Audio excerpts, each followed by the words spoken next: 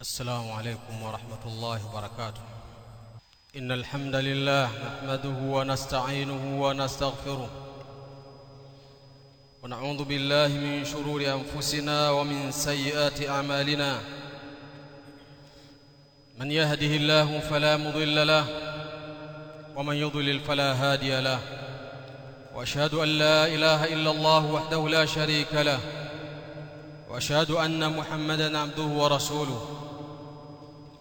يا أيها الذين آمنوا اتقوا الله حق تقاته ولا تموتن إلا وأنتم مسلمون. يا أيها الناس اتقوا ربكم الذي خلقكم من نفس واحدة وخلق منها زوجها وبث منهما رجالا كثيرا ونساء، واتقوا الله الذي تساءلون به والأرحام إن الله كان عليكم رقيبا. يا أيها الذين آمنوا اتقوا الله وقولوا قولا سديدا يصلح لكم أعمالكم ويغفر لكم ذنوبكم، ومن يطع الله ورسوله فقد فاز فوزا عظيما. أما بعد، فإن أحسن الحديث كتاب الله، وخير الهدي هدي محمد صلى الله عليه وسلم، وشر الأمور محدثاتها، وكل محدثة بدعة، وكل بدعة ضلالة، وكل ضلالة في النار. عباد الله، الحزن مرض عضال وداء خطير يضر القلب ويضاعف الإيمان واليقين، وهو مرض من أمراض القلب يمنعه من نهوضه وسيره، ويضاعف العبد عن القيام بأمر الله والمسارعة إلى طاعته ومرضاته، ويسبب ضيق الصدر ويورث الهم والقلق. Enyi waja wa Allah, baada ya kumhimidi Allah subhanahu wa ta'ala na kumtakia sala na salamu Mtume sallallahu alayhi wasallam, leo tukumbushane na maradhi miongoni mwa maradhi ya qalbi. Tukumbushane kutokana na ugonjwa miongoni mwa magonjwa ya moyo kwa unwani isemayo la tahzan, usihuzunike wewe ndugu katika imani. Alhazanu maradun udhal, huzuni ni ugonjwa sugu kabisa, kadhalika ni ugonjwa hatari ambao kwamba unaupata moyo, na huzuni ni katika yale ambayo yanayodhoofisha imani na yaqini ya mja, bali huzuni ni maradhi miongoni mwa maradhi ya nyoyo. Kwa kuwa ni maradhi, huzuni inakuwa ni sababu ya kumziwia yule au ya kuziwia ule moyo kunyanyuka kuendelea na amali zake na kuendelea kufanya yale mambo ambayo moyo ulitakiwa kuyafanya. Huzuni inakuwa ni sababu ya kudidimiza ule moyo. Kadhalika huzuni katika vile ambavyo vinavyomdhoofisha mja katika kusimama na kutekeleza amri za Allah subhanahu wa ta'ala na kwenda mbio katika taa yake Allah subhanahu wa ta'ala na yale na ridhaa za Allah subhanahu wa ta'ala au radhi zake Allah subhanahu wa ta'ala. Kadhalika huzuni ni katika yale ambayo yanayosababisha msongo katika kifua cha mwanadamu, na huzuni inarithisha ule msongo na wasiwasi katika moyo wa mwanadamu.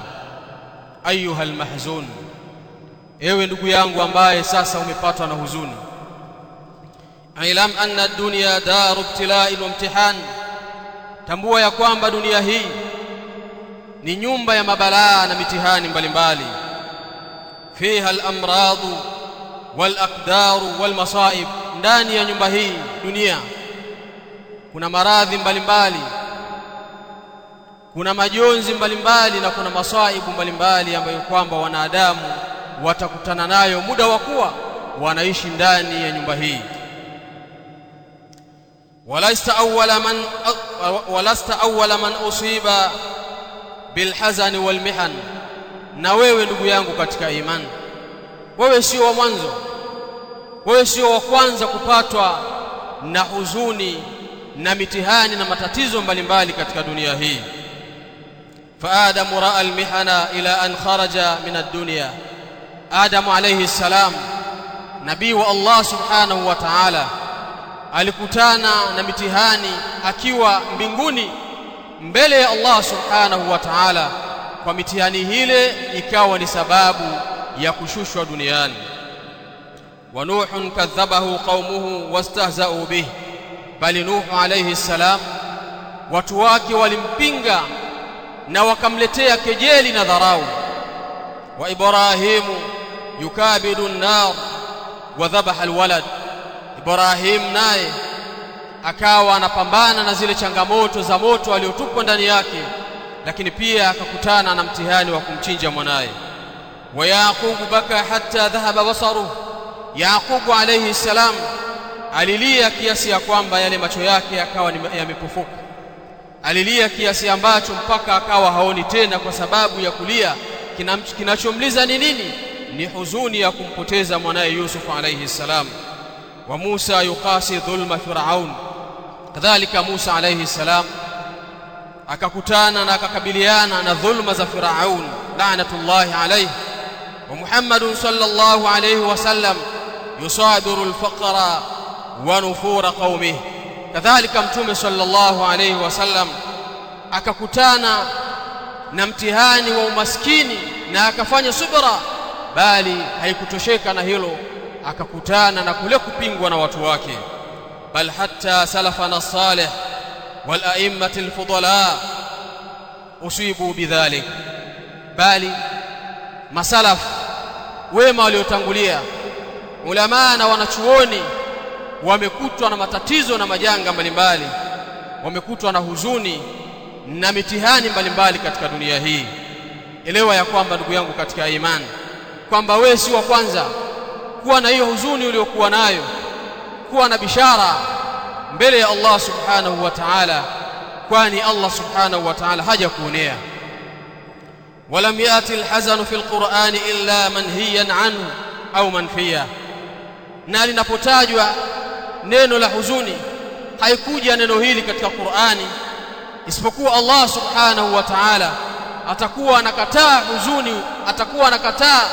Usikubali huzuni ichukue nafasi katika moyo wako, usikubali huzuni itawale ule moyo wako, bali wakati mwingine huzuni kitajwa ndani ya Qur'an, Allah atakuwa anaikanusha kwamba haiwezekani huzuni hii ikashika nafasi katika jambo fulani. Kama ashara dhalika Ibn Qayyim fi Madarij as-Salikin, kama ambavyo kadhalika ameliashiria hili Ibn Qayyim rahimahullahu ta'ala katika kitabu chake Madarij as-Salikin. Allah subhanahu wa ta'ala anasema akiwaambia waumini, akiwaambia masahaba baada ya zile dhilla, baada ya yale matatizo na majanga mbalimbali na kero ambazo walizipata kutoka kwa makufari, ikawa ndani ya nyoyo zao kumeingia huzuni kwamba itakuwaje na hali hii. Allah subhanahu wa ta'ala anawaambia wala tahinu wala tahzanu, msilegee na wala msiwe na huzuni, wa antumul a'launa, kwamba na nyinyi mko juu kuliko hao makufari. Hao ni maswahaba wa mtume sallallahu alayhi wasallam, nao walikumbwa na huzuni kutokana na majanga na matatizo waliokutana nayo. wa qawluhu la tahzan inna Allah ma'ana, kauli yake mtume sallallahu alayhi wasallam akiwa pangoni na kipenzi chake Abu Bakar Siddiq kutokana na kadhia na matatizo ya mushrikuna Makka. Abu Bakar akaingiwa na huzuni kwamba sasa tumeangamia, tumekwisha. Mtume sallallahu alayhi wasallam akamwambia la tahzan inna Allah ma'ana, usihuzunike, hakika ya Allah subhanahu wa ta'ala yu pamoja nasi. qawluhu kadhalika qawli yake Allah subhanahu wa ta'ala fala khawfun alayhim wala hum yahzanun, kwamba wale ambao watakaofuata mwongozo wa Allah subhanahu wa ta'ala fala khawfun alayhim, hawatakuwa na hofu juu yao kwa yale wanaokwenda kukutana nayo, wala hum yahzanun, na hawatakuwa na huzuni juu ya yale ambayo kwamba yametangulia kwa wao au yaliyowakuta yaliyopita katika maisha yao. Failajul hazan ayuha almahzun, tiba ya huzuni ewe ambaye umehuzunika, tiba ya huzuni kwa wewe ambaye umepatwa na huzuni ndugu yangu katika imani, huwa arrujuu waliltijau ila Allah wa talabu alisti'adhati minhu was-sabru ala ma asabak. Dawa pekee ya kuondoa hiyo huzuni uliyokuwa nayo ili uwe na wewe ni sawa na wengine wasiokuwa na huzuni ni kurejea kwa Allah subhanahu wa ta'ala na kumtegemea Allah subhanahu wa ta'ala na kutafuta ulinzi kwa Allah subhanahu wa ta'ala na kuwa na subira juu ya yale ambayo kwamba yaliyokupata. Hii ndiyo tiba na ndiyo njia pekee ya kuondoa huzuni uliyokuwa nayo ewe Muislamu. Allah subhanahu wa ta'ala anasema katika suratu Yusuf, fasabirun jamilun wallahu almusta'anu ala ma tasifun. Je, Yaqubu alayhi salam baba yake Yusuf akiwa amejawa na huzuni ndani ya moyo wake kwa kile kinachodaiwa kwamba Yusuf alayhi salam ameliwa na mbwa mwitu, maneno ambayo aliyasema kuwaambia ndugu zake Yusuf waliokwenda kumuua Yusuf alayhi salam, na wakasingizia waliokuwa na nia ya kumuua Yusuf alayhi salam japo hakufa, lakini wao wakasingizia kwamba ameliwa na mbwa mwitu. Maneno yake alisema fasabirun jamil, subira ni njema, subira ni jambo zuri kabisa, wallahu almusta'anu ala ma tasifun, na Allah subhanahu wa ta'ala ndiyo ambaye anayetaka msaada juu ya yale ambayo mnazungumza kuhusiana na Yusuf kama ni ya kweli. Kadhalika Allah subhanahu wa ta'ala akieleza huzuni ya baba yake Yusuf Yaqub katika aya ya 86, hiyo ilikuwa ni aya ya 18 katika aya ya 86 katika sura hiyo suratu Yusuf. Allah subhanahu wa ta'ala anasema qala innama ashku bathi wa huzni ila Allah, kwamba kwa hakika qala, akasema Yaqub alayhi salam baba yake Yusuf, kwa hakika si vinginevyo, ashku bathi, ninashtakia kwa lile sikitiko langu, wa huzni, na ile huzuni niliyokuwa nayo ya kupotelewa na mwanangu Yusuf alayhi salam, ila Allah, namshtakia Allah subhanahu wa ta'ala. Ndugu yangu katika imani, rejea kwa Allah subhanahu wa ta'ala, ndiyo pekee anaweza kukuondolea hiyo huzuni uliyokuwa nayo.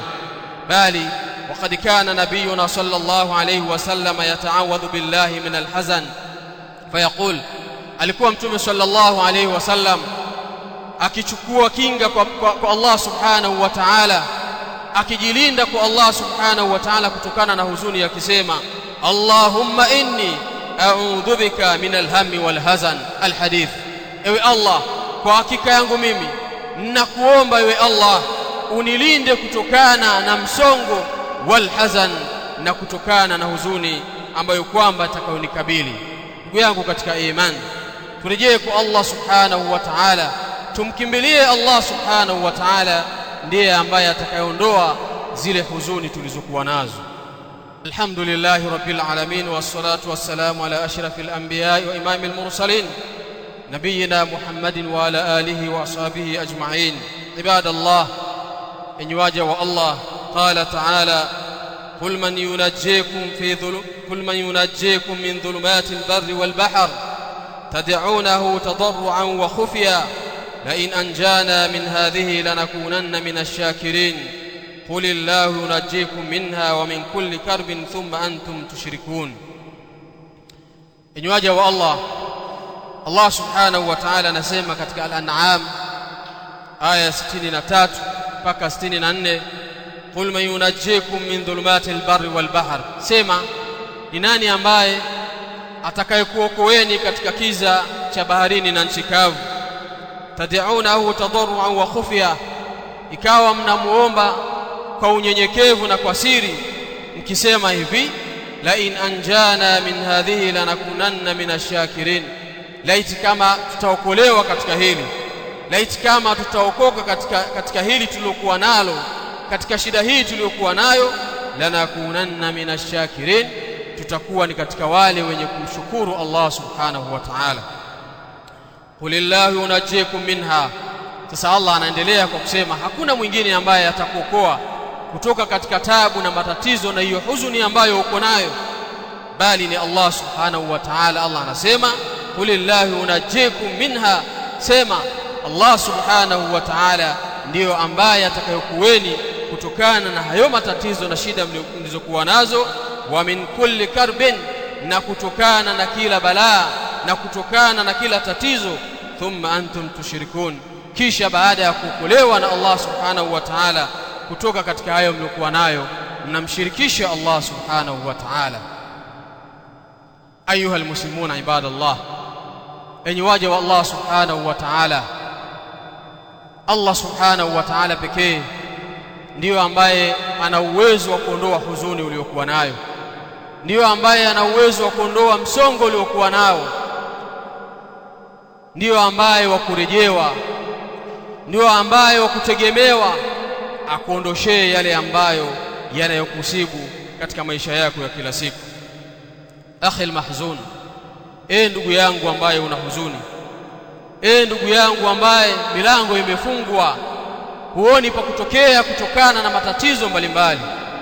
Yawezekana una matatizo ya umaskini na kipato ni kidogo, lakini kumbuka tumetaja masaibu na matatizo aliyokumbana nayo mitume mbalimbali, kwani Mtume sallallahu alaihi wasallam hakuwa ni tajiri. Yawezekana unakumbwa na huzuni kutokana na maradhi mbalimbali, wamepatwa maradhi wanawachuoni mitume wa Allah subhanahu wa ta'ala. Yawezekana unakumbwa na huzuni kwa hasara wanazopata kwenye biashara zako, wametangulia waliotangulia katika matatizo, isiwe ni sababu ya kutoka katika njia ya Allah subhanahu wa ta'ala, isiwe ni sababu ya kutoka katika Uislamu, katika dini yako, isiwe ni sababu ya kudondosha msimamo uliokuwa nao, isiwe ni sababu ya kuacha sunna ulizokuwa nazo kwa sababu ya hiyo huzuni ambayo kwamba uko nayo. Rejea kwa Allah subhanahu wa ta'ala, kithirisha kumwomba Allah subhanahu wa ta'ala, jikinge kwa Allah subhanahu wa ta'ala akuondoshee huzuni na msongo uliokuwa nao. Ishi yaumak, ishi siku uliokuwa nayo leo. Ishi yaumak, ishi siku yako wewe Muislamu. Wala tahzan ala ma madik, wala tahzan ala madik, wala usihuzunike juu ya yale ambayo kwamba yameshapita, yaliyopita yamepita. Wala takhaf min mustaqbalika fallahu ma'ak, wala usiogope yale yanayokuja mbele yako, ujue Allah subhanahu wa ta'ala